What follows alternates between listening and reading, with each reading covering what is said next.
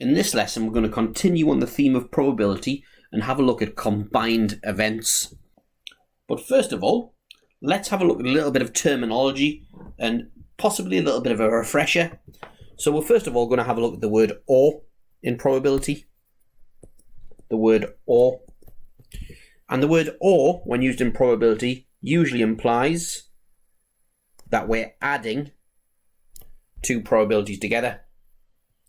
So, for example, a dice is rolled. Find the probability of rolling a 4 or a 5. Well, the probability of a 4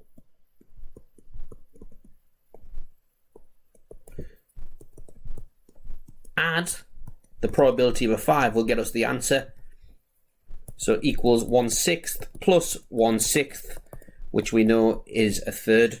So a 4 or a 5. That word or means add the probabilities together. The probability of a 4, add the probability of a 5, a 6th plus a 6th, which is 1/3. And just note that this example is made a bit easier because all outcomes on a dice are mutually exclusive.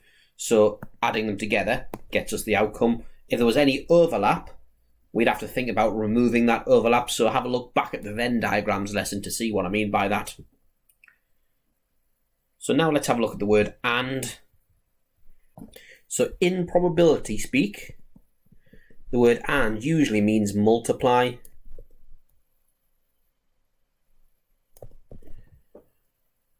And let's do an example of that one. So 2 dice are rolled. Find the probability of rolling 2 6s. So what it's asking us to do is find the probability of a 6 and a 6 happening when the 2 dice are rolled. So remember, and means times, and because these are mutually exclusive, it is as simple as just multiplying them together. So the probability of a 6 times the probability of a 6 equals a 6th times a 6th equals 1/36th. And that's part A. Part B, a 5 and a 6. So there's 2 ways this can happen, because it didn't say what order it wanted it to happen in, on which dice it wanted each of the numbers to be. So we can have a 5 and a 6, or a 6 and a 5. So multiplying them together, because they're both mutually exclusive and independent. So a 6th times a 6th equals a 36th again. And the same here, except in the opposite order.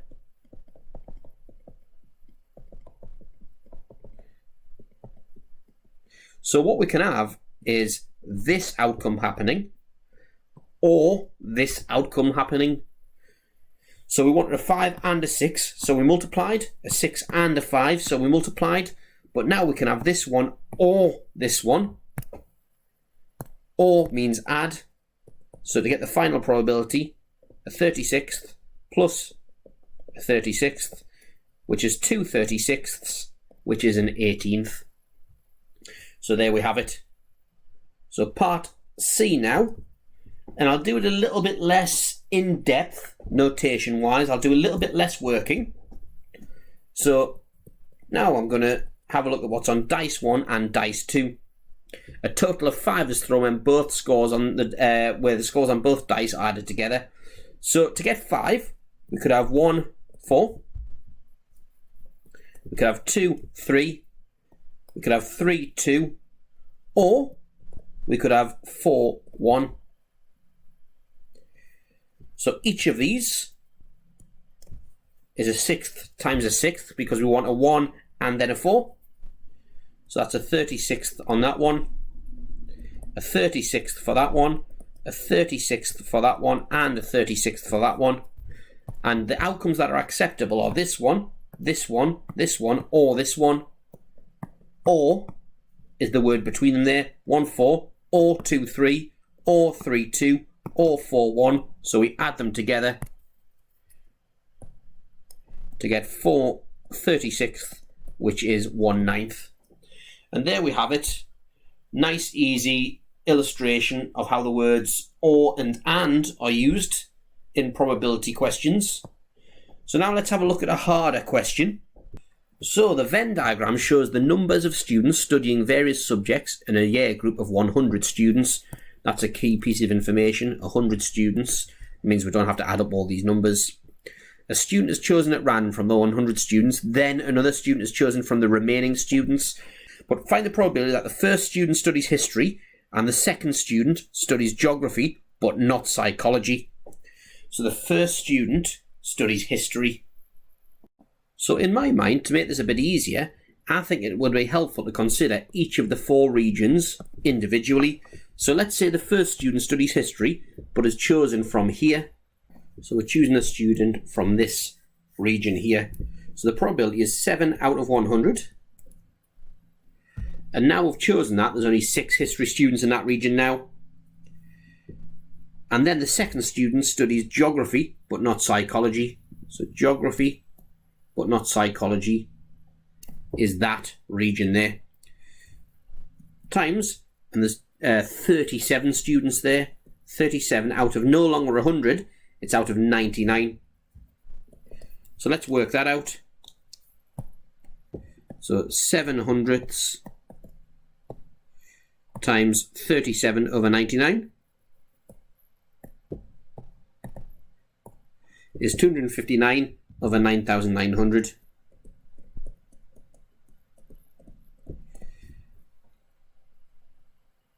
So now, let's go back.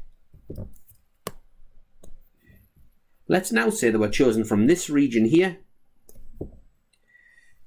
So that's 8 out of 100. And now there's only 7 there. Times, well, once again, it's 37 out of 99. So the second student studies geography, but not psychology. So multiplying those together, 74 over 2475. Now let's say the student was chosen from this region. So we've got 3 out of 100, and by the time that student's chosen, there's only 2 there. Times, once again, 37 out of 99.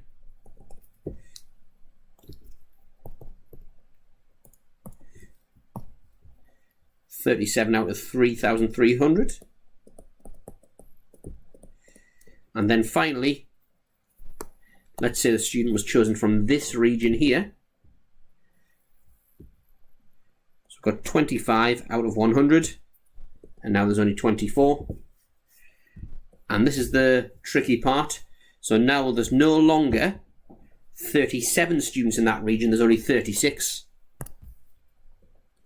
Times 36 out of 99 equals, so 25 out of 100 times 36 out of 99 is 1/11. So adding those together now, because we wanted that to happen and then that to happen, that to happen and then that to happen, that to happen and then that to happen, that to happen and then that to happen. So all 4 of those now are possibilities. So we'll be happy if this happened, or if this happened, or if this happened, or if this happened. So add them together. The word or means add.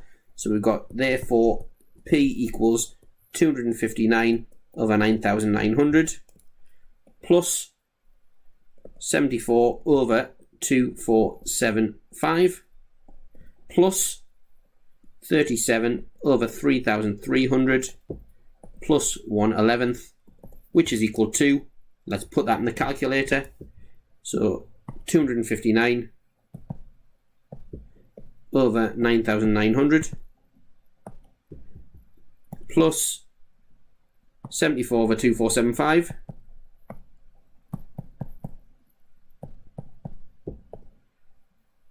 plus, and it was 37 out of 3,300